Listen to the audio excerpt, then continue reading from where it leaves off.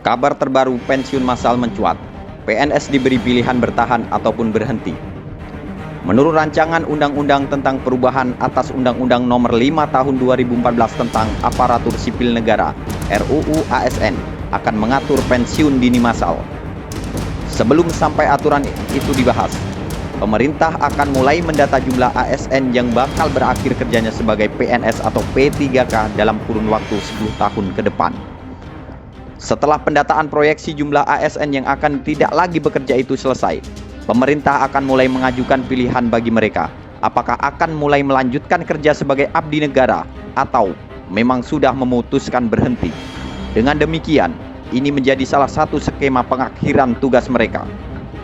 Menteri Pendayagunaan Aparatur Negara dan Reformasi Birokrasi (PAN-RB) Abdullah Azwar Anas mengatakan, pendataan itu akan selesai paling lambat bulan ini. Mulai dari ASN yang akan pensiun, telah meninggal, terkena mutasi, hingga memang harus keluar dari keanggotaan sebagai ASN. Menurut beliau, kita sedang membuat proyeksi sebetulnya 5-10 tahun ke depan. Insya Allah Desember ini sudah selesai datanya. Terkait data tadi, berapa yang pensiun, berapa yang berhenti, berapa yang meninggal dari seluruh ASN yang ada, kata Azwar saat ditemui di Tamrin 9 Ballroom, Jakarta, Selasa 20 Desember 2022. Setelah data proyeksi itu selesai, pemerintah nantinya akan mulai mengajukan dua pilihan bagi mereka. Pertama, apakah akan tetap melanjutkan kerja sebagai ASN sampai batas waktu pensiunnya tercapai? Dan kedua, adalah memang langsung memutuskan untuk pensiun dini.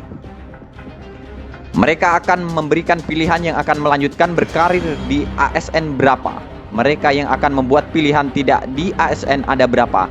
Dan kita juga sedang menghitung berapa biayanya yang akan kita sampaikan ke Kementerian Keuangan. Tutur Azwar. Menurut Azwar, pilihan-pilihan ini harus diajukan kepada mereka karena memang ke depan fokus pemerintah adalah merampingkan organisasi di pemerintahan, baik di pusat maupun daerah. Sebab dia berpendapat jumlah ASN saat ini terbilang terlalu besar di sejumlah tempat. Karena bila dilihat terdapat kota yang jumlah penduduknya di atas 3 juta itu SKPD atau Satuan Kerja Perangkat Daerah cuma 35. Tapi terdapat kota yang hanya 500.000 SKPD-nya 46. Ini supaya ada efisiensi dan bisa dioptimalkan kinerja birokrasi yang berdampak di daerah, tutur Azwar. Azwar juga mengaku proses pemetaan ini memang tidak akan mudah dan membutuhkan anggaran yang juga tidak sedikit.